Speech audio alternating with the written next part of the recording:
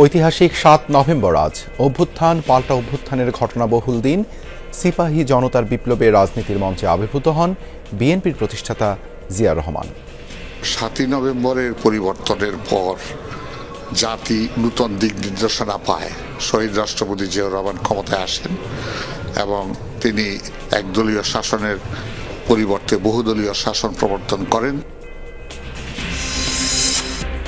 আগামী সপ্তাহে রাজনৈতিক দলগুলোর সাথে সংলাপে বসতে চায় ইসি। আলোচনা হবে আরপিও সহ বেশ কিছু বিষয়ে। বিরোধপূর্ণ ইস্যু পুনর্বিবেচনার আশ্বাস ইসি সচিবের। আগামী রোববার নাগাদ যদি আমরা পেয়ে যাই, গেজেটটা পেলে একটা দিনের সময়ের ব্যবধানে আমরা ডায়ালগ মত বিনিময়টা শুরু করব। রাজনৈতিক সংস্কৃতি বদলাতেই বিএনপিতে যোগ দেয়া জানালেন মীর স্নিগ্ধ। দলে থেকে কাজ করতে চান জুলাই শহীদ ও আহতদের জন্য।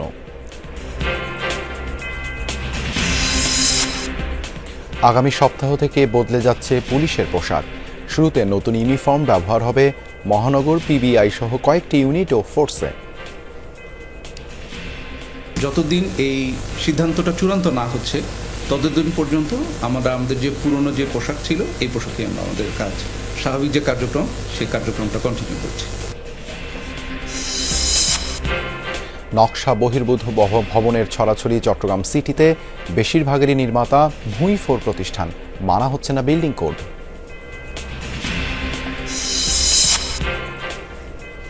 ডেঙ্গু জ্বরে দায়ী ভাইরাস ও সংক্রমণ জিনের সন্ধান।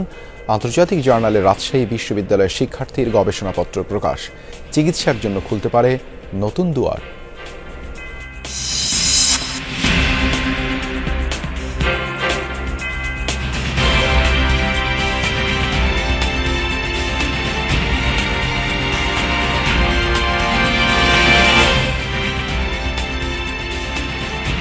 দেশের রাজনৈতিক অনিশ্চয়তা আর অস্থিরতা দূর করার দিন ঐতিহাসিক ৭ নভেম্বর। জাতীয় রাজনীতির মঞ্চে আবির্ভূত হন বিএনপির প্রতিষ্ঠাতা জিয়া রহমান। ঘটনা প্রবাহে সেনা কর্মকর্তা থেকে রাষ্ট্রনায়ক হয়ে ওঠেন তিনি। ৭৫-এর উত্তাল সময়ে তৎকালীন সেনাপ্রধান জিয়াকে গৃহবন্দী করার মধ্যে দিয়ে হুমকির মুখে পড়ে দেশের স্থিতিশীলতা। অভ্যুত্থান পাল্টা অভ্যুত্থানের টাল মাটাল ক্ষণে সিপাহী জনতার স্বতঃস্ফূর্ত বিপ্লব সম্ভাবনার নতুন আলো জ্বলে ওঠে বাংলাদেশের বুকে, যে দিনটিকে বিএনপি পালন করে বিপ্লব ও সংহতি দিবস হিসেবে।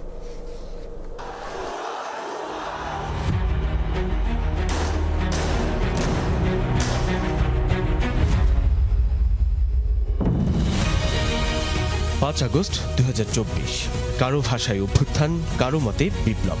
আন্দোলনের সূচনা হয়েছিল পতিত সরকারের বৈষম্য আর ফ্যাসিবাদী আচরণের বিরুদ্ধে। হত্যা নির্যাতনের মাঝে সেনাবাহিনীর ভূমিকার দিকে তাকিয়ে গোটা দেশ হতাশ হননি মুক্তিকামীরা। বিনা ঘোষণায় যেন বলা হয়ে যায় দেশ আর মানবতার প্রতি সংহতি। অনেকটা একই রকম প্রেক্ষাপটে উল্টো ঘটনা ঘটেছিল ১৯৭৫-এর নভেম্বরে, যেদিন সেনাবাহিনীর প্রতি সংহতি জানিয়েছিল সাধারণ জনগণ। ৭ নভেম্বর ১৯৭৫, সেনানিবাসে গৃহবন্দী সেনাপ্রধান জিয়াউর রহমান। গোটা বাহিনীর চেইন অফ কমান্ড ভেঙে নিজেকে সেনাপ্রধান ঘোষণা করেন ব্রিগেডিয়ার খালেদ মোশাররফ। এর আগে ১৫ আগস্ট নির্মমভাবে হত্যা করা হয় শেখ মুজিবুর রহমানকে। ৩ নভেম্বর কেন্দ্রীয় কারাগারে খুন হন জাতীয় ৪ নেতা। ৭ নভেম্বর পূর্ববর্তী সেই সময়ে দেশজুড়ে বিশৃঙ্খল অরাজক পরিস্থিতি, বাকশাল আর দুর্ভিক্ষের ক্ষোভ জনমনে। জিয়াউর রহমান সেনাপ্রধান হওয়ার আগেই সারা দেশে পরিচিত কালুরঘাট বেতার কেন্দ্র থেকে স্বাধীনতা ঘোষণা করা মেজর জিয়া হিসেবে। তাকে মুক্ত করা এবং স্বাধীনতার সার্বভৌমত্বের সুরক্ষায় এগিয়ে আসেন সাধারণ সিপাহী আর দেশপ্রেমিক সেনা কর্মকর্তারা। অকুতভয় সেই সেনা সদস্যদের প্রতি সংহতি জানিয়ে সাধারণ মানুষ নেমে আসে রাজপথে। ঘটনাবলী যদিও ক্যান্টনমেন্টের ৪ দেয়ালের মধ্যেই সীমাবদ্ধ ছিল, কিন্তু জাতীয় রাজনীতিতে এটি পরবর্তীকালে অনেক গুরুত্বপূর্ণ ভূমিকা পালন করে। সেই সময় সৈনিকদের মধ্যে যে বিদ্রোহ, এটি দমন করার মতো ব্যক্তিত্ব জিয়াউর রহমান ছাড়া আর কারো ছিল না, যার জন্য আজও বাংলাদেশ সেনাবাহিনী একটি শৃঙ্খলাবদ্ধ বাহিনী হিসেবে রয়েছে। বিপ্লবের স্ফুলিঙ্গে জিয়া হয়ে ওঠেন মহানায়ক। কর্নেল তাহেরের পথে না হেঁটে সতর্ক ছিলেন জনগণের ভরসায়। শুরুতেই চেয়েছেন সেনাবাহিনীর শৃঙ্খলা আর জনগণের আস্থা অর্জন। নানা ধরনের দুর্বল চিত্ত হটকারী অফিসারদের হাত থেকে সেনাবাহিনীকে রক্ষা করেন, দেশকে রক্ষা করেন। যখন সৈনিকেরা ট্রাক নিয়ে শহরে পরিভ্রমণ করেন, জেনারেল জিয়া জিন্দাবাদ বলেন, এগুলো দেখে সাধারণ মানুষও এই প্রভাবান্বিত হয়। 7ই নভেম্বরের পরিবর্তনের পর জাতি নূতন দিক নির্দেশনা পায়। শহীদ রাষ্ট্রপতি জিয়াউর রহমান ক্ষমতায় আসেন এবং তিনি একদলীয় শাসনের পরিবর্তে বহুদলীয় শাসন প্রবর্তন করেন। আরো বহু সংস্কার হয় এবং আমরা বাংলাদেশ নূতন পথে হাঁটতে থাকি। 1975-এর 7 নভেম্বরের 2 সপ্তাহের মধ্যেই জিয়াউর রহমান উপপ্রধান সামরিক আইন প্রশাসক হিসেবে দায়িত্ব নেন। তিনি রাষ্ট্রপতি হওয়া, সেনাবাহিনী প্রধান হওয়া, এগুলোর জন্য নিজে কোনো চেষ্টা করেননি। ভাগ্য তাকে এখানে নিয়ে এসছে। সাইফুদ্দিন রবিন, যমুনা নিউজ, ঢাকা। আচরণ বিধিমালার গেজেট প্রকাশের পর আগামী সপ্তাহে রাজনৈতিক দলগুলোর সাথে সংলাপে বসতে পারে নির্বাচন কমিশন। গণপ্রতিনিধিত্ব অধ্যাদেশ আরপিও, নির্বাচনী আচরণ বিধিমালা ও পরিবেশ নিয়ে দলগুলোর সাথে আলোচনা হবে জানিয়েছেন সচিব আক্তার আহমেদ। বলেন, রাজনৈতিক দল সরকার প্রশাসনের সাথে আলোচনার মাধ্যমে ও সময়োপযোগী হলে আরপিও সংশোধন পুনর্বিবেচনা করতে পারে নির্বাচন কমিশন। ভোটের আগে আরপিও সংশোধনের উদাহরণ দেখিয়েছে প্রায় সব নির্বাচন কমিশন। এবার বেশ কিছু ধারায় পরিবর্তনের সুপারিশ করে নির্বাচন ব্যবস্থা সংস্কার কমিশন। সে আলোকে জোট হলেও নিজস্ব প্রতীকে ভোট এবং ভোট বন্ধ করার ক্ষমতা সহ বেশ কিছু ধারায় পরিবর্তন আনে ইসি। এরপরই জোটের প্রতীক, জামানত, নির্বাচনী ব্যয় নিয়ে আপত্তি জানিয়েছে বিএনপি সহ কয়েকটি দল। এসব মতবিরোধের মধ্যেই আরপিওর অধ্যাদেশ জারি করেছে সরকার। দলগুলোর সাথে এতদিন আলোচনা না করলেও নির্বাচন ব্যবস্থা সংস্কার কমিশনের সুপারিশ বিবেচনায় রেখে সংশোধন করা হয়েছে জানান সচিব। আগামী সপ্তাহে শুরু হতে পারে দলগুলোর সাথে সংলাপ। আইন ও বিধি, নির্বাচনী পরিবেশ, আইন শৃঙ্খলা, সুষ্ঠু নির্বাচন আয়োজনে দলগুলোর পরামর্শ চাওয়া হবে। কমিশন নিজের মতন করে করেছে, এটা যেমন আংশিক সত্যি। আর সংস্কার কমিশনের যে প্রস্তাবনাগুলো সেটা কিন্তু কম গুরুত্বপূর্ণ না এবং আমরা সেটা বিবেচনা রেখেই করেছে। আচরণবিধিটা পাইনি, আগামী রোববার নাগাদ যদি আমরা পেয়ে যাই, গেজেটটা পেলে একটা দিনের সময়ের ব্যবধানে আমরা আপনার ডায়ালগ মত বিনিময়টা শুরু করব। ইসি সচিব জানান, যেসব বিষয়ে আপত্তি বা মতবিরোধ আছে দলগুলোর সাথে আলোচনার পর কমিশন মনে করলে সেগুলোর পুনর্বিবেচনার সুযোগ আছে। পরিবর্তন একটা চলমান প্রক্রিয়া, কাজে আমি যদি বলি যে আর পরিবর্তন হবে না, এটাও যেমন ভুল হবে, আবার যদি বলি আমরা কালকেই পরিবর্তন করব, এটাও আবার ভুল হবে। কাজে পরিবর্তনটা সময়ের জন্য যেটা উপযোগী হবে সে অনুযায়ী পরিবর্তন হবে। প্রশাসনিক ব্যবস্থার সাথে নির্বাচন কমিশনের একটা বিষয় আছে, রাজনৈতিক দলগুলোর বিষয় আছে, সরকারের একটা সংশ্লেষ আছে। আর এটা সংশোধনের জন্য অপেক্ষায় ছিলাম, এটা এসছে। আমরা এখন রাজনৈতিক দলগুলোর সাথে আলোচনা করব, দেখি তারা কি বলেন। রোববারের মধ্যে আচরণ বিধিমালার ও গেজেট প্রকাশ হতে পারে জানান ইসি সচিব। ভিন্ন মতটা সবসময় আপনার প্রতিযোগিতামূলক না, বরং পরিপূরক হিসেবেই কাজ করে বলে মনে করি। লাভলি বিথি, যমুনা নিউজ, ঢাকা। কুমিল্লা 3 আসনে বিএনপি সম্ভাব্য প্রার্থীর মনোনয়ন ঘোষণায় তৃণমূলে অসন্তোষ। প্রতিদিনই চলছে বিক্ষোভ সহ নানা কর্মসূচি। কোথাও কোথাও অবরোধ করা হচ্ছে রেলপথ ও সড়কপথ। তবে ত্রয়োদশ জাতীয় নির্বাচনের আগে দলীয় বিবাদ মিটিয়ে সুষ্ঠু নির্বাচনের দিকে পা বাড়াবে বিএনপি, এমন প্রত্যাশা সাধারণ মানুষের।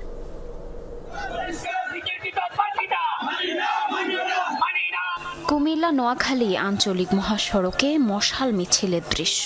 টায়ার জ্বালিয়ে সড়কে বিক্ষোভ করে কুমিল্লা 10 লালমাই নাঙ্গলকোট সংসদীয় আসনে মনোনয়ন বঞ্চিত মোবাশ্বের আলম ভূঁইয়ার অনুসারী বিএনপির একাংশের নেতাকর্মীরা।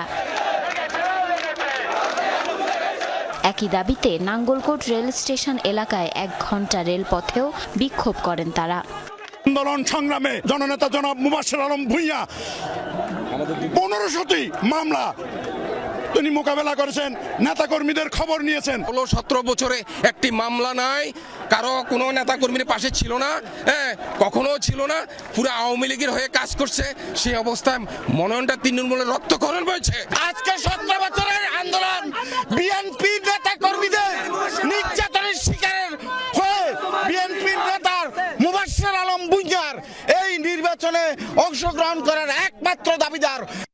সম্প্রতি কুমিল্লার 11টি সংসদীয় আসনের মধ্যে 9টিতে বিএনপির সম্ভাব্য প্রার্থীর নাম ঘোষণা করা হয়। এরপর থেকে ৩টি আসনের মনোনয়ন বঞ্চিত প্রার্থীদের সমর্থকদের মধ্যে দেখা দেয় উত্তেজনা। এ নিয়ে প্রতিদিনই আন্দোলন করে যাচ্ছেন তারা।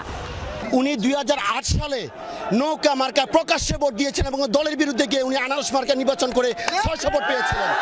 এই অবৈধ গফুর ভূঁইয়াকে আমরা প্রতিহত করতে চাই। কোন বিএনপির লোক এখানে চাঁদাবাজি করে নাই। একটি মহল আছেন যারা আসে আমলিক সময় সে আমলিক, সে বিএনপি সময় সেই বিএনপি নতুন সৃষ্টি হয়ে তারা এই দেশের চাঁদাবাজি করার সৃষ্টি করতেছে। আব্দুল গফুর ভূঁইয়ার ছত্রছায়ায় অনেকে নাঙ্গলকোটে চাঁদাবাজি করেছে, আমরা তার তীব্র নিন্দা জানাই। তবে এরই মধ্যে প্রচার প্রচারণা শুরু করেছেন কেউ কেউ, বলছেন মিলেমিশে ধানের শীষকে এগিয়ে নেয়ার কথা। আসুন সবাই মিলে সকল ভেদাভেদ ভুলে আমরা ধানের শীষের প্রতীকে ভোট দিয়ে আমরা আমাদের দেশ নায়ক তারেক রহমানকে আগামী দিনের প্রধানমন্ত্রী নির্বাচিত করতে চাই। দীর্ঘ 17 বছর পর আবার মানুষ ভোটের অধিকার পেয়েছে, তাই ত্রয়োদশ জাতীয় নির্বাচনের আগে দলীয় বিবাদ মিটিয়ে সুষ্ঠু নির্বাচনের দিকে পা বাড়াবে বিএনপি, এমন প্রত্যাশা সাধারণ মানুষের। জারিন অর্নি, যমুনা নিউজ। বিএনপি একটি বড় রাজনৈতিক দল। এই দল থেকে শহীদ ও আহতদের নিয়ে বড় পরিসরে কাজ করা সম্ভব বলে বিএনপিতে যোগ দেয়া জানিয়েছেন শহীদ মীর মুগ্ধর ভাই মীর মাহবুবুর রহমান স্নিগ্ধ। যমুনা নিউজকে তিনি জানান, চিরায়ত রাজনৈতিক সংস্কৃতি বদলাতেই রাজনীতিতে যোগ দেওয়ার এই সিদ্ধান্ত। বিস্তারিত লামিয়া তিথি রিপোর্টে।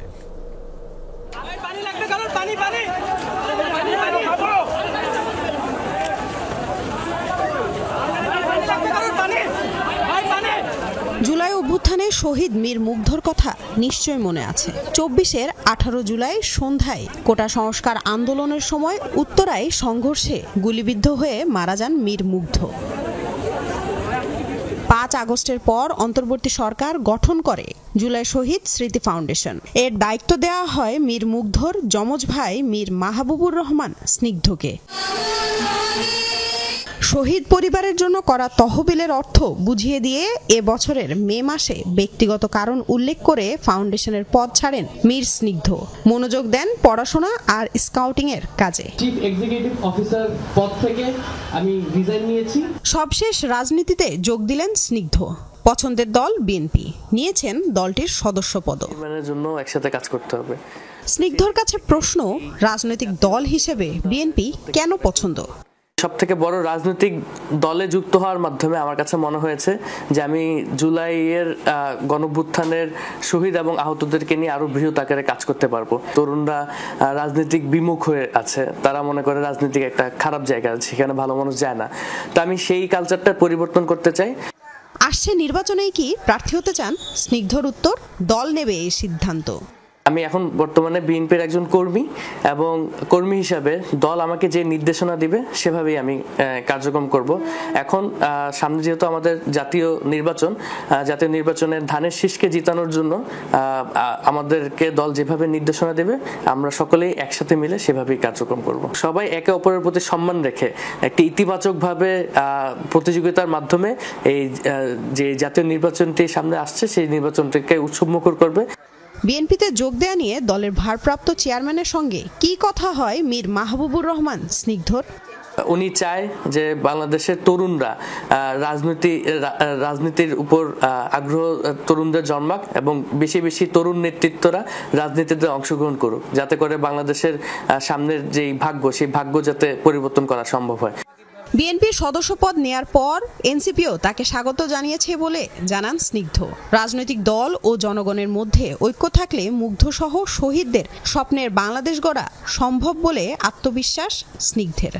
এবং সবাই আমার সাথে একমত হয়েছে যে জুলাই আগস্ট গণঅভ্যুত্থানের রিপ্রেজেন্টেশন শুধুমাত্র কোনো নির্দিষ্ট দল কেন্দ্রিক না হয়ে সব দলের মধ্যেই এই রিপ্রেজেন্টেশন থাকা উচিত। লামিয়া তিথি, যমুনা নিউজ, ঢাকা।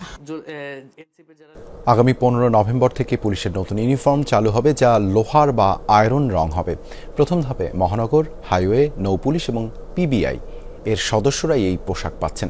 পর্যায়ক্রমে পুলিশের সব সদস্যরা এটি ব্যবহার করবেন। পুলিশ সদর দপ্তর জানায়, পেশাদারিত্ব বৃদ্ধি আর জনগণের সঙ্গে সম্পর্ক আরও সুদৃঢ় করাই লক্ষ্য। তবে আইন শৃঙ্খলা বাহিনীর মানসিকতায় পরিবর্তনের তাগিদ দিয়েছেন বিশ্লেষকরা। রাব্বি সিদ্দিকী রিপোর্টে বিস্তারিত। জুলাই গণ অভ্যুত্থানে বিতর্কিত ভূমিকার কারণে সমালোচনার মুখে পড়ে পুলিশ বাহিনী। 5 আগস্টের পর নিরাপরাধ পুলিশ সদস্যদেরও মনোবল ভেঙে পড়ে। দাবি ওঠে বাহিনীর সংস্কার ও পোশাক পরিবর্তনের। সবকিছু মাথায় রেখেই বাহিনীটির সংস্কারে নানা পদক্ষেপ নেয় অন্তর্বর্তী সরকার। প্রাথমিক পর্যায়ে র্যাব, পুলিশ ও আনসারের পোশাক পরিবর্তনের সিদ্ধান্ত নেয় সরকার। সচিবালয়ে দেওয়া হয় পোশাকের ট্রায়াল। যদিও নতুন পোশাকের কাপড়ের রং নিয়ে প্রশ্ন ওঠে, তারপরও গাঢ় নীল রঙের পরিবর্তে লোহার বা আয়রন রঙের পোশাক নির্ধারণ করা হয়। চলতি মাসের 15 তারিখ থেকে পুলিশকে আর দেখা যাবে না চিরচেনা পোশাকে। কনস্টেবল থেকে শুরু করে আইজিপি পর্যন্ত সকল স্তরে ব্যবহার করা হবে আয়রন রঙের পোশাক। অভিভাবক পুলিশ হেডকোয়ার্টার হিসাবে, সুতরাং অভিভাবক তো পরেই পড়বে আর কি, এটা হচ্ছে আমাদের। সুতরাং পর্যায়ক্রমে, যেহেতু এটা একটা পর্যায়ক্রমে দেওয়া হবে, একসাথে তো অতগুলা কাপড় সরবরাহ করার মতো পরিস্থিতি নাই। তো ইনিশিয়ালি মেট্রোপলিটন এবং আমি বিশেষায়িত ইউনিট যেগুলো বললাম, এই পিবিআই, নৌ পুলিশ, এরা আগে পড়বে। এরপরে পুলিশ হয়তো পুলিশ হেডকোয়ার্টার্স এবং এরা হচ্ছে পরবর্তীতে। তবে র্যাবের বিষয়ে এখনো সিদ্ধান্ত না হওয়ায় বাহিনীটি বলছে আপাতত কালো রঙের পোশাকেই থাকবে বাহিনী। যাচাই বাছাই শেষে যখন বিষয়ে সিদ্ধান্তটি চূড়ান্ত হবে, তখনই নতুন পোশাকের বিষয়ে র্যাব ফোর্সেস একটি সিদ্ধান্তে আসতে পারবে। বাট যতদিন এই সিদ্ধান্তটা চূড়ান্ত না হচ্ছে, ততদিন পর্যন্ত আমরা আমাদের যে পুরনো যে পোশাক ছিল, এই পোশাকে আমরা আমাদের কাজ, স্বাভাবিক যে কার্যক্রম, সেই কার্যক্রমটা কন্টিনিউ করছি। অপরাধ বিশ্লেষকরা বলছেন শুধু পোশাক পরিবর্তন নয়, পুলিশের মানসিকতার পরিবর্তন প্রয়োজন। তার নিরাপদ কর্ম পরিবেশ যদি নিশ্চিত করা সম্ভব না হয়, এটা যদি সে করতে না পারে, পুলিশ প্রশাসন বলুন বা সরকার যদি এটি নিশ্চিত করতে না পারে, নতুন পোশাক মানে তাকে দেওয়া হলো, নতুন পোশাক পরে সে যদি আক্রমণের শিকার হয় এবং সে যদি আগের অভিযোগগুলো বারবার পুনরাবৃত্তি ঘটে, তখন নতুন পোশাক তো কোনো তাৎপর্য বহন করবে না। পুলিশকে জনবান্ধব করে তোলার জন্য প্রশিক্ষণ সহ নানা ধরনের পদক্ষেপ নেওয়ার পরামর্শ দেন এই বিশ্লেষক। নতুন পোশাকের সাথে পুলিশের কর্মকাণ্ডেও নতুনত্ব আসবে। রাব্বি সিদ্দিকী, যমুনা নিউজ, ঢাকা। চট্টগ্রামে অননুমোদিত নকশা বহির্ভূত ভবনের রীতিমতো ছড়াছড়ি। বেশিরভাগই নির্মাণ করছে নাম সর্বস্ব ভূঁইফোর ডেভেলপার প্রতিষ্ঠান। নির্মাণের সময় মানা হচ্ছে না বিল্ডিং কোড। চট্টগ্রাম উন্নয়ন কর্তৃপক্ষ সিডিএর তেমন তদারকি নেই, উচ্ছেদের উদ্যোগ নেই। শুধু দুর্ঘটনা ঘটলেই বাড়ে তৎপরতা।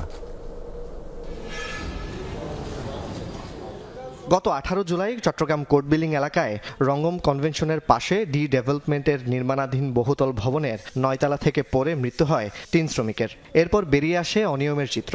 এমএইচ গ্রুপের অঙ্গ প্রতিষ্ঠানটি রেহেবের সদস্য নয়, চটকদার বিজ্ঞাপন দিয়ে ফ্ল্যাট বিক্রি করে। ভবনের অনুমোদন নেই, এমনকি বিজ্ঞাপনে দেওয়া ঠিকানাও ভুয়া। আমি দেখিনি, আমি আজকে আসছি 2 বছর, কিন্তু যেতে দেখিনি আমি। ওরা যদি থাকতো আমি দেখতাম না। এদের আগেও ছিল ফ্যামিলি। চট্টগ্রামে এরকম নাম সর্বস্ব ডেভেলপার প্রতিষ্ঠান বাড়ছে, যারা রিহেবের সদস্য নয়। ল্যান্ড শেয়ার ও ফ্ল্যাট বিক্রির লোভনীয় বিজ্ঞাপনের ফাঁদে পড়ে প্রতারিত হচ্ছেন অনেকে। মানুষকে আকর্ষণ করার জন্য যেটা দরকার সেটা তো দিবেই। এরপর আপনি শুধু বিস্তারিত, আপনার এখানে যখন বিস্তারিত পড়বেন, আপনি এটা তাহলে বুঝে যাচ্ছেন না। ফ্ল্যাট যেহেতু, তাহলে রিহেবের প্রশ্ন এসে যায়। সেক্ষেত্রে রিহেবের সদস্যপদ আপনাদেরকে এমনিতে আছে এখন? না, আমরা রিহেবের সদস্য পদ নেই। টাকা নিয়ে প্লট ফ্ল্যাট বুঝিয়ে দিতে না পারা, নিম্নমানের সরঞ্জাম ব্যবহার, ঝুঁকিপূর্ণ ও অননুমোদিত ভবন সহ অনেক বিষয়ে প্রতারিত ক্রেতার অভিযোগ জমা পড়ে রিহেব কার্যালয়ে। সিডিএ, বাণিজ্য মন্ত্রণালয় সহ যেসব জায়গায় আমরা বসতেছি, সব জায়গায় আমরা এগুলো তুলে ধরতেছি। আমরা আশা করি সরকার এই ব্যাপারে ব্যবস্থা নেবে। সিডিএর তথ্য মতে প্রতি বছর 2000 ভবনের অনুমোদন দেয়া হলেও নির্মিত হয় প্রায় 3500-এর বেশি। এর মধ্যে 90% মানে না বিল্ডিং কোড। বন্দরনগরীতে সিডিএর অনুমোদিত ভবন মাত্র 30,000, বাকি সব ভবন অননুমোদিত তথা অবৈধ। আদালতের রায় নিয়ে মামলা টামলা সব শেষ করে ভাঙতে গিয়ে আমি একটা কোনোদিন কমপ্লিট করতে পারিনি। এই সময়ের মধ্যে এই যে ভাঙাভাঙি শুরু করার পর থেকে যে ভয়ানক চাপ আসতে থাকে, বিভিন্ন জায়গা থেকে ফোন আসতে থাকে, শেষ পর্যন্ত আমরা শেষ করতে পারিনি। এখানে একটা খুশি করার বিষয় থাকে, রাজনৈতিক চাপ থাকে, প্রভাবশালীদের চাপ থাকে। সেই সবগুলো চাপ মোকাবেলা করার মতো আসলে সক্ষমতা সিডিএর নেই। তো বাধ্য হয়ে অনেকটা এই বরাদ্দগুলো ওনারা দিয়ে দেন, যেটা খুবই অনৈতিক। নকশা বহির্ভূত ও অনুমোদনহীন ভবন উচ্ছেদে নেই কার্যকর উদ্যোগ। শুধু দুর্ঘটনা ঘটলেই চলে লোক দেখানো তৎপরতা। জনসচেতনতা সৃষ্টির পাশাপাশি আইনগত কিছু পরিবর্তন করার আমরা চিন্তা ভাবনা করছি। প্রাথমিক পর্যায়ে সমস্ত বিল্ডিংগুলোকে এখন অ্যাড্রেস করছি। আর পুরনো বিল্ডিং যেগুলো মানুষ যেগুলো কমপ্লেন করছে এবং যেগুলো আমি দেখছি পাবলিকের জন্য ডিস্টারবেন্স ক্রিয়েট করছে, এগুলো প্রায়োরিটি বেসিসে আমরা করার চেষ্টা করছি। জুবাইদ ইবনে শাহাদাত, যমুনা নিউজ, চট্টগ্রাম। ডেঙ্গু জ্বরের জন্য দায়ী ভাইরাস নিয়ে 1.5 বছর গবেষণা চালিয়ে এর সঙ্গে যুক্ত মানবদেহের 9টি জিন খুঁজে পেয়েছেন রাজশাহী বিশ্ববিদ্যালয়ের এক শিক্ষার্থী। এর মধ্যে 6টি জিন সরাসরি সংক্রমণ বাড়াতে ভূমিকা রাখেন। এর প্রেক্ষিতে 3টি ওষুধ নির্ধারণ করেছেন তিনি। গবেষণাটি এরই মধ্যে আন্তর্জাতিক জার্নালে প্রকাশিত হয়েছে। গবেষক ও বিশেষজ্ঞরা বলছেন, নতুন এই গবেষণা ডেঙ্গু জ্বরের চিকিৎসার জন্য এক নতুন দুয়ার খুলতে পারে। তারা বলছেন, সরকারি উদ্যোগে ডেটাবেস তৈরির মাধ্যমে এই গবেষণায় ভালো ফলাফল পাওয়া সম্ভব। ডেঙ্গু জ্বরে আক্রান্ত হয়ে দেশে প্রায় প্রতিদিনই প্রাণ হারাচ্ছে মানুষ। ভাইরাসটি এখন পর্যন্ত চিকিৎসা বিজ্ঞানীদের জন্য এক চ্যালেঞ্জ। ডেঙ্গু জ্বরে মৃত্যুর আধিক্য দেখেই রাজশাহী বিশ্ববিদ্যালয়ের পরিসংখ্যান বিভাগের শিক্ষার্থী আব্দুল লতিফ এ নিয়ে গবেষণা শুরু করেন।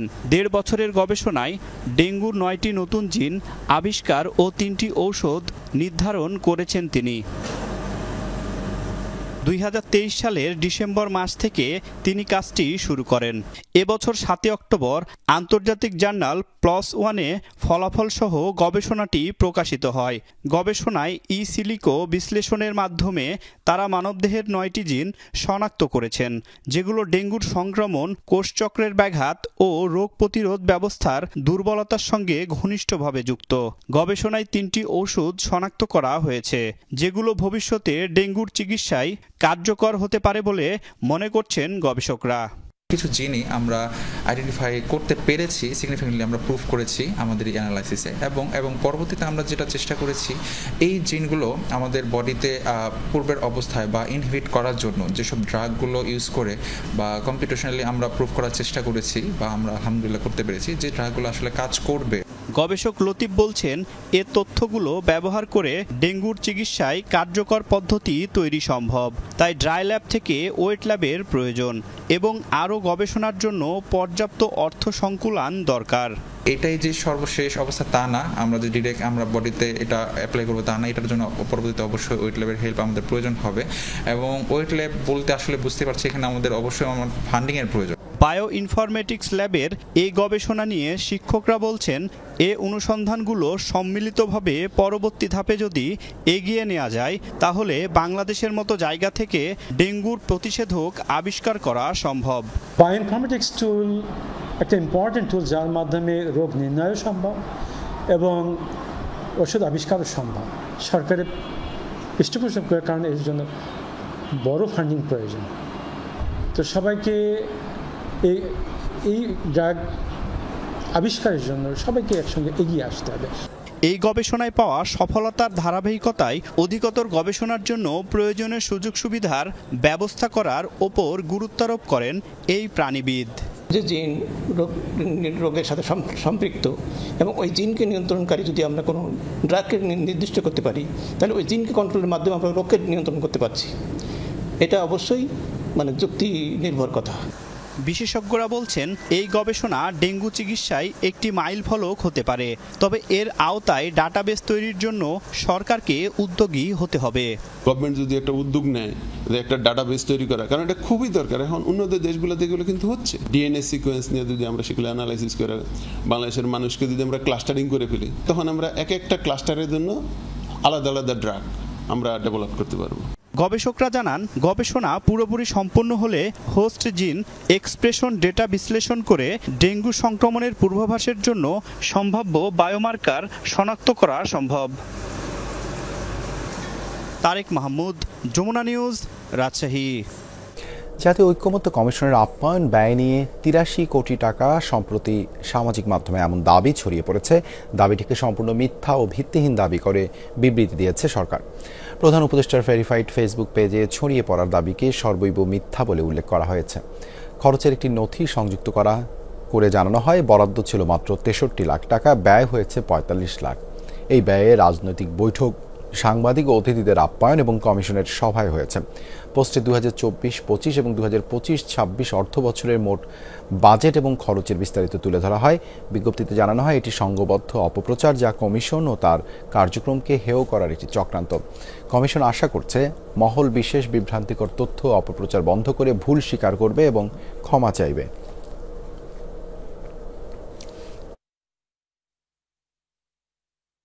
জটিলতা কাটিয়ে 8 নভেম্বর চালু হতে যাচ্ছে পাবনার নগরবাড়ি নৌবন্দর। যমুনা নদীর তীরে 36 একর জায়গায় 563 কোটি টাকা ব্যয়ে নির্মিত হয়েছে বন্দরটি। আধুনিক সুযোগ সুবিধা সম্বলিত এই নৌবন্দর চালু হলে পাল্টে যাবে স্থানীয় অর্থনীতির চিত্র, বাড়বে রাজস্ব আদায়, বলছেন সংশ্লিষ্টরা। 2018 সালে পাবনার নগরবাড়িতে একটি আধুনিক নদীবন্দর নির্মাণের কর্মযজ্ঞ শুরু হয়, কিন্তু ভূমি অধিগ্রহণে দীর্ঘসূত্রতা সহ নানা জটিলতায় 4 বছর মেয়াদী প্রকল্পের সময় বাড়ানো হয় দুবার। যমুনা তীরবর্তী 36 একর জায়গায় 563 কোটি টাকা ব্যয়ে গড়ে উঠেছে নৌবন্দরটি। এখানে রয়েছে 360 মিটার কংক্রিটের jetty, terminal, warehouse, godown, buffer godown সহ আধুনিক সুযোগ সুবিধা। আছে দ্রুততম সময়ে পণ্য লোড আনলোডের সুব্যবস্থাও। একাধিক পয়েন্ট হয়েছে, কেরেনে মাল নামাইতেছে, আগে ম্যানুয়াল ভাবে মাথায় মাল নামাইতো অনেক সময় লাগতো। এরকম গুদাম ঘর বানাইছে, ভালো হয়েছে মালগুলি রাখার জন্য। সবসময় ডেজিং এর উপর রাখলে জাহাজগুলো যাতে পোর্টের সাথে ভিড়তে পারে, লোড আনলোডের জন্য অনেক সুবিধা হবে। এখন আরাম মতো উঠতে পারি, এখন আগের মতোই হয় না, কষ্ট হয় না, সুন্দর ওঠা যায়। বিআইডব্লিউটি এর কর্মকর্তা বলছেন, আধুনিক নৌবন্দর চালু হলে সুফল পাবে উত্তরবঙ্গ তথা পুরো দেশবাসী। বাৎসরিক 5 মিলিয়ন মেট্রিক টন মালামাল লোডিং আর লোডিংয়ের একটা ক্যাপাসিটি তৈরি হয়েছে এবং এই নৌপথটাকে সামনে প্রথম শ্রেণীর নৌপথে উন্নতি করার পরিকল্পনা বিআইডব্লিউটিএ নিয়েছে। এটা যদি আমরা প্রথম শ্রেণীর নৌপথ পরিণত করতে পারি তাহলে খুব দ্রুততম সময়ের মধ্যে বাৎসরিক 10 মিলিয়ন মেট্রিক টন মালামাল আমরা এই নৌপথ দিয়ে লোডিং আর লোডিং কার্যক্রম সম্পন্ন করে ব্যবসায়ীদের একটা ভালো সুযোগ করে দিতে পারবো। 8 নভেম্বর আধুনিক নদীবন্দরটি উদ্বোধনের কথা রয়েছে। নৌ পরিবহন মন্ত্রণালয়ের উপদেষ্টা অবসরপ্রাপ্ত brigadier general doctor M Sakhawat Hossain বন্দরের উদ্বোধন ঘোষণা করবেন। আফরোজা লামিয়া, যমুনা নিউজ। ক্যামেরার লেন্সে বলতে চান মানুষের কথা, আন্তর্জাতিক অঙ্গনে বাংলাদেশকে তুলে ধরতে চান অনন্য উচ্চতায়। দর্শক, বলছি বাংলাদেশের আলোকচিত্র শিল্পী পিনুর রহমানের কথা, যিনি সম্প্রতি রাশিয়া থেকে আন্তর্জাতিক ফটোগ্রাফিক অলিম্পিয়াডে অর্জন করেছেন স্বর্ণপদক। 1 যুগেরও বেশি অভিজ্ঞতায় দেশ বিদেশ মিলিয়ে 80টির বেশি স্বীকৃতি অর্জন করেছেন তিনি। তরুণরাও যেন আলোকচিত্রে বাংলাদেশের জন্য অবদান রাখতে পারেন সে বিষয়েও কাজ করে যেতে চান তিনি। আহমেদ রেজা জানাচ্ছেন বিস্তারিত।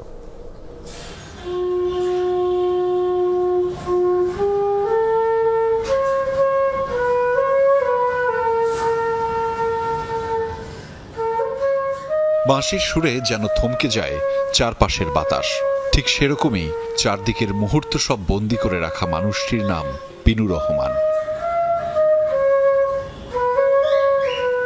পেশায় ব্যাংকার হলেও মননে মগজে আর আবেগে মানুষটি একজন আলোকচিত্রী। চারপাশের যাপিত জীবনের চলন্ত মুহূর্তগুলো স্থির চিত্রে ধারণ করার বাসনাই তাকে আলোকচিত্রী করেছে।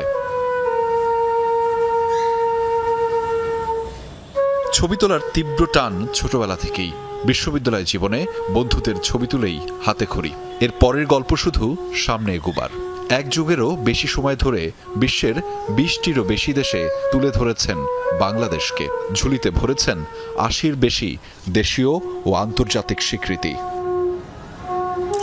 যখন বিশ্ববিদ্যালয় লাইফ শেষ করলাম তখন দেখা গেছে বাঁশি, কবিতা, ছবি তো চলছি, এরকম করতে করতে একটা সময় মনে হলো প্রফেশনাল লাইফে যখন ঢুকলাম তখন আমি আসলে প্রথম ক্যামেরার জন্য একটা লোন নিই, প্রায় 75,000 টাকার মতো। এবং সেই ক্যামেরা দিয়ে যেহেতু আমার ব্যাংকের রবিবার থেকে বৃহস্পতিবার কাজ করতে হয়, আমি ঠিক করে নিলাম যে শুক্রবার শনিবার হবে আমার ছবিবার। এবছরের আগস্টে পিনুর রহমান রাশিয়ার সেন্ট পিটার্সবার্গে অনুষ্ঠিত আন্তর্জাতিক ফটো অলিম্পিক 2025-এর গ্র্যান্ড ফাইনালে অ্যাকসেন্ট ক্যাটাগরিতে স্বর্ণপদক অর্জন করেন। এছাড়া তিনি ওয়ার্ল্ড ফটোগ্রাফি অলিম্পিয়াডের রাষ্ট্রদূত হিসেবেও নিযুক্ত হয়েছেন, যার হাত ধরেই 2027 সালে বাংলাদেশে এই আন্তর্জাতিক প্রতিযোগিতার আয়োজন হবে। প্রতিবারই যখন বিশ্বের যে কোনো প্রান্তেই যাই না কেন, আমার নামের সাথে যখন আমার দেশের নাম উচ্চারিত হয়, তখন যেই ফিলিংসটা তৈরি হয়, এটা তো আসলে মানে ভাষায় অব্যক্ত, এটা ভাষায় প্রকাশ করা যাবে না। একটা ক্যাটাগরি যেটা ছিল হচ্ছে অ্যাকসেন্ট ক্যাটাগরি, সেই ক্যাটাগরিতে তোলা ছবিটাই আমার ওখানে প্রথম হয়েছিল, আমি স্বর্ণপদক সম্মাননা পেয়েছিলাম সেখানে। ওখান থেকে ফিরে আসার পরে আমি এই ইন্টারন্যাশনাল ফটোগ্রাফিক অলিম্পিয়াডের অ্যাম্বাসেডর মনোনীত হই। লাল সবুজের এই বাংলাদেশকে ক্যামেরার লেন্সে তুলে ধরতে চান আরও বৃহৎ পরিসরে।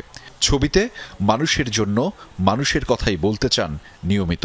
নতুন প্রজন্মের জন্যও আলোকচিত্র জগতে অবারিত সুযোগের ব্যবস্থা করতে চান পিনুর রহমান। প্রত্যেকবার যখন লেন্সের এপার দিয়ে তাকাই, আমি একটা গল্প খোঁজার চেষ্টা করি। আমার লেন্সের ওই পাশে যেন একটা গল্প থাকে, আমি একটা সোল খোঁজার চেষ্টা করি। আমি চেষ্টা করি মানুষের গল্প বলার, আমার ছবির মাধ্যমে কোনো একটা মেসেজ দেওয়ার। যতটুকুই যা কিছু শিখি না কেন, আমি যদি আমার পরবর্তী প্রজন্মকে কিছুটা শিখিয়ে যেতে পারি, আমার কাছে মনে হয় সেই দায়বদ্ধতার জায়গাটা কিছুটা ঋণ শোধ হলো আর কি। এ মাসেই রাশিয়ান কালচারাল সেন্টারে পিনুর রহমানের প্রথম সলো অনুষ্ঠিত হবে। এছাড়া আগামী বছরের শুরুতে জাপানেও একটি একক প্রদর্শনী হওয়ার কথা আছে। আহমেদ রেজা, যমুনা নিউজ, ঢাকা। লক্ষ্মীপুরের রামগাতিতে আগুনে পুড়ল 15টি দোকান, প্রায় 50 লাখ টাকার ক্ষয়ক্ষতির দাবি ব্যবসায়ীদের। বৃহস্পতিবার মধ্যরাতে আলেকজান্ডার বাজারে হয় এই অগ্নিকাণ্ড। স্থানীয়রা জানে একটি মুদি দোকানে বৈদ্যুতিক শর্ট সার্কিট থেকে আগুনের সূত্রপাত। মুহূর্তে আগুন আশেপাশের দোকানে ছড়িয়ে পড়ে। খবর পেয়ে ফায়ার সার্ভিসের 2টি ইউনিট ঘটনাস্থলে পৌঁছে প্রায় 2 ঘন্টার চেষ্টায় আগুন নিয়ন্ত্রণে আনে। ক্ষতিগ্রস্ত দোকান মালিকরা দাবি করছেন প্রায় 50 লাখ টাকার ক্ষয়ক্ষতি হয়েছে।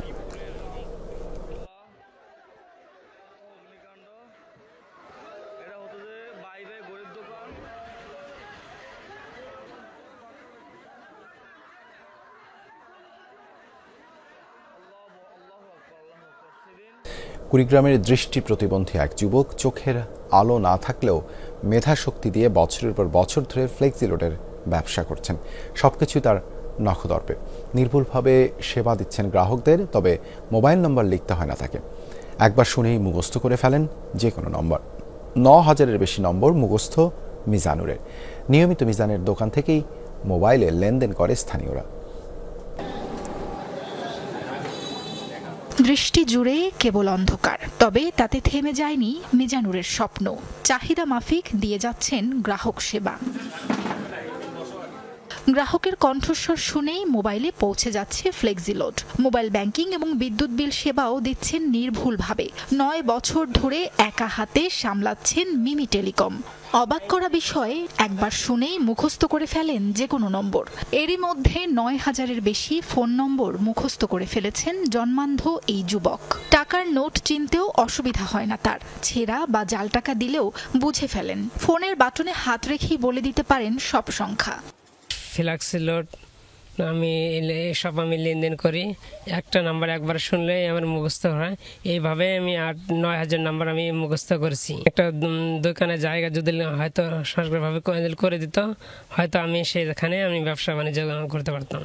কুড়িগ্রামের রৌমারী উপজেলার টাঙ্গারিপাড়া গ্রামে বাড়ি মিজানুরের। দিনমজুর মন্তাজ আলী ও মমিনা বেগম দম্পতির 2 সন্তানের মধ্যে সে ছোট। লেখাপড়ার গণ্ডি 8ম শ্রেণী পর্যন্ত। এরপর অভাবের সংসারে হাল ধরতে স্থানীয় টাপুরচর বাজারে একটি দোকান ঘর ভাড়া নিয়ে শুরু করেন ব্যবসা। তা থেকে দৈনিক আয় 200 থেকে 300 টাকা। সাথে নামমাত্র প্রতিবন্ধী ভাতা দিয়ে কোনো রকমে চলে সংসার। ছেলের বাবা তো মনে করেন বয়স্ক হয়েছে, কৃষি কাজ করে, কৃষি কাজও তো নাই কি এখন সম্পত্তি এখন তো সবাই তো বৈষ্ণব হয়েছে, চলাফেরা তো অনেক আমার অসুবিধা হয়ে গেছে। দ্রুত সময়ে সেবা পেতে মিজানুরের ওপরই আস্থা রাখেন গ্রাহকরা।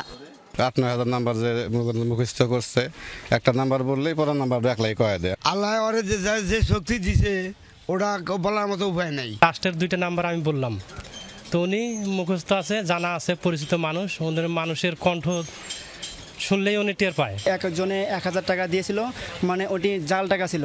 তিনি মিজান ভাই দেখে বলে এটা জাল টাকা, পরে এটার টাকা চেঞ্জ করে দেওয়া হয়েছিল।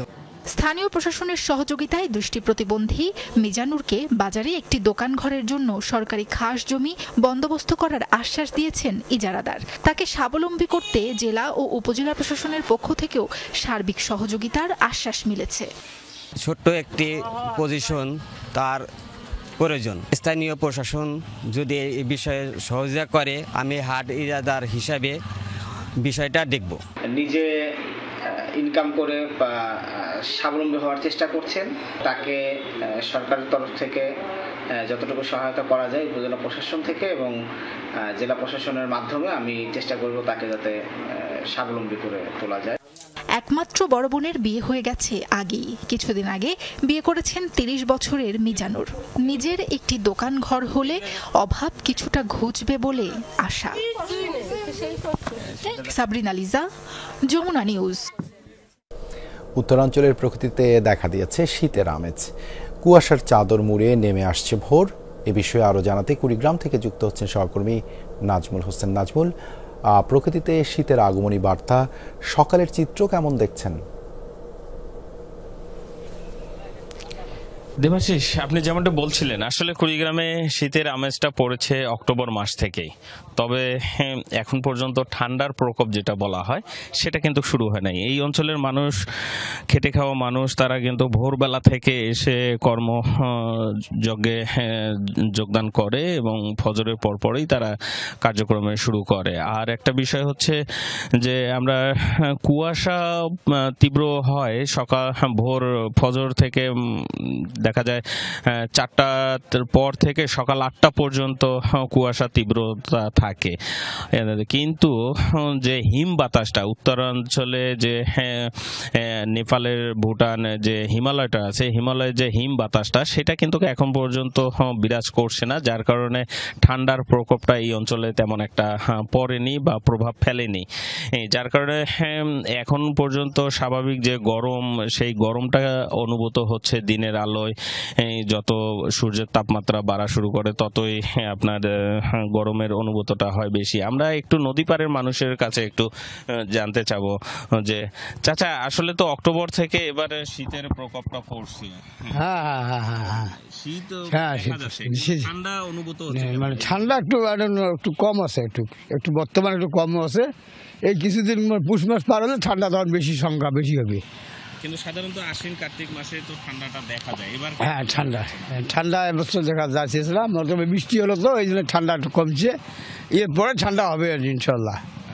এতে আপনাদের কাজে কোনো সমস্যা হয়? না, কাজের সমস্যা নাই। মনে করেন যে চাষি মানুষ তো সকালবেলায় ধরা লাগে, কাজ করা লাগে, এবার 4টে পর্যন্ত কাজ করা লাগে। দেবাশিস, আপনি যেমনটি শুনছিলেন, আসলে এখন পর্যন্ত নদী 16টা চর অঞ্চল যেটা রয়েছে সেই এলাকাতে যে হিম বাতাসে ঠান্ডার প্রকোপটা পড়ার কথা সেটা কিন্তু এখন পর্যন্ত পড়েনি। দেবাশিস, ধন্যবাদ নাজমুল যুক্ত হওয়ার জন্য। 2 বছরের গৃহযুদ্ধের পর যুদ্ধবিরতি প্রস্তাবে রাজি হয়েছে সুদানের আধা সামরিক বাহিনী RSF। বৃহস্পতিবার এক বিবৃতিতে যুক্তরাষ্ট্র নেতৃত্বাধীন কোয়াডের প্রস্তাবিত চুক্তিতে সম্মতি জানায় বাহিনীটি। এতে মধ্যস্থতা করেছে সৌদি আরব, মিশর ও সংযুক্ত আরব আমিরাত। মানবিক দৃষ্টিকোণ এবং বেসামরিকদের সুরক্ষার কথা বিবেচনা করে যুদ্ধ থামানোর এই সিদ্ধান্ত বলে বিবৃতিতে জানিয়েছে RSF। যদিও এখন পর্যন্ত কোনো মন্তব্য করেনি প্রতিপক্ষ সুদানের সামরিক বাহিনী। ধারণা করা হচ্ছে চুক্তিটি কার্যকর হলে আপাতত 3 মাসের জন্য বন্ধ থাকবে সংঘাত, খোঁজা হবে চলমান রাজনৈতিক সংকটের সমাধান। এর আগে বর্তমান অস্থিরতায় সংযুক্ত আরব আমিরাতের মধ্যস্থতা মেনে নেবে না বলে জানিয়েছিল দেশটির সামরিক বাহিনী।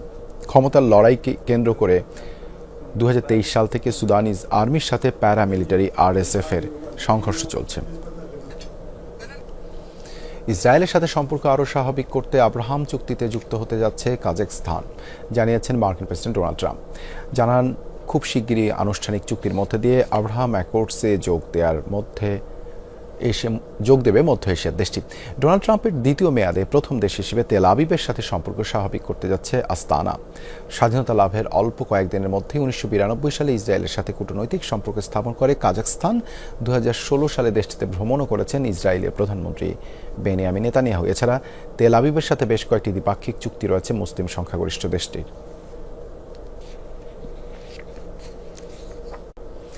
মিস ইউনিভার্স প্রতিযোগিতার আয়োজনে প্রকাশ্যে এক প্রতিযোগীকে নির্বোধ বলে অপমান করায় সমালোচনার ঝড় উঠেছে সংস্থাটির পরিচালকের বিরুদ্ধে। অংশগ্রহণকারী মিস ইউনিভার্স মেক্সিকোর ফাতিমা বশকে হেয় করায় প্রস্তুতি অনুষ্ঠান চলাকালে তা বয়কট করে বেরিয়ে যায় ডজনেরও বেশি প্রতিযোগী। বিতর্কের মুখে প্রকাশ্যে ক্ষমা চাইলেও পরিচালকের আচরণকে নারীদের জন্য সম্মানহানিকর ও ক্ষমতার অপব্যবহার বলে আখ্যা দিয়েছেন অনেকেই। থাইল্যান্ডের ব্যাংককে চলছে মিস ইউনিভার্সের প্রস্তুতিমূলক অনুষ্ঠান। পুরো অডিটোরিয়াম আলোকিত করে বসে আছেন বিশ্বের ৭৫টি দেশের সেরা সুন্দরীরা। মঞ্চে তাদের উদ্দেশ্যে কথা বলছেন মিস ইউনিভার্স থাইল্যান্ডের পরিচালক নাওয়াত ইটসারাগ্রিসিল। এ সময় বক্তৃতার এক পর্যায়ে মেক্সিকোর মিস ইউনিভার্স খেতাবধারী ফাতেমা বশের খোঁজ করেন পরিচালক। কিছু বুঝে ওঠার আগেই ফাতেমাকে বোকা ও নির্বোধ বলে আক্রমণ করে বসেন তিনি। If you follow the order from your national director, you are the man. তীব্র অপমানিত বোধ করে সাথে সাথেই তার কথার প্রতিবাদ জানান বশ।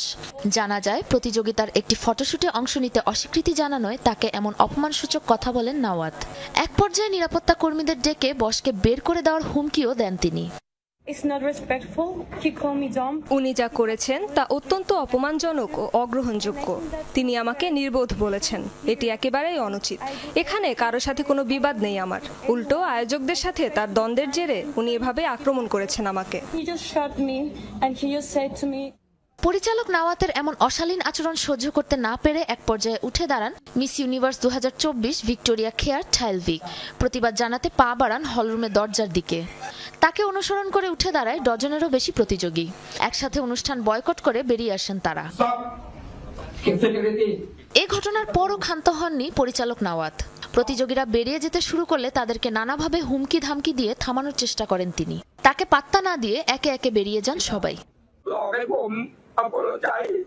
এখানে একটি বিরাট ভুল বুঝাবুঝি হয়েছে।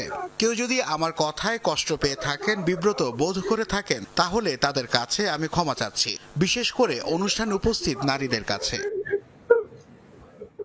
এই ঘটনায় প্রশ্ন উঠেছে বিশ্বের মঞ্চে নারীর মর্যাদা, সম্মান ও ক্ষমতার অপব্যবহার নিয়ে। তীব্র সমালোচনার মুখে প্রকাশ্যে ক্ষমা চেয়েছেন নাওয়াত ইটসারাগ্রিসিল। মিস ইউনিভার্সের আসন্ন পর্বগুলোর দায়িত্ব থেকে তাকে অব্যাহতি দেওয়ার কথা জানিয়েছেন কর্তৃপক্ষ। সাবরিনা নুসরাত, যমুনা নিউজ। পার্বত্য অঞ্চলের নারীদের ক্রিকেটে সংযুক্ত করতে স্কুল পর্যায়ে গুরুত্ব দেওয়ার কথা জানিয়েছেন বিসিবির বয়সভিত্তিক ক্রিকেট উন্নয়নের পরিচালক আসিফ আকবর। ক্রিকেটারদের কনজারভেটিভ ও বিভিন্ন সমস্যা কাটাতে কাজ করার কথাও জানান তিনি। বৃহস্পতিবার রাঙ্গামাটির চিংহামংমারি স্টেডিয়ামে জেলার বয়সভিত্তিক ক্রিকেটারদের সাথে মতবিনিময়ে এসব বলেন আসিফ। সঠিক প্রশিক্ষণ ও অবকাঠামো উন্নয়ন করা গেলে এখান থেকেও জাতীয় দলে খেলোয়াড় উঠে আসবে বলে জানান তিনি। সে সময় জেলার ক্রীড়া অঙ্গনের নানা সমস্যা ও সম্ভাবনা নিয়ে স্থানীয় ক্রীড়াবিদ, সংগঠক এবং কর্মকর্তাদের সঙ্গে আলোচনা করেন।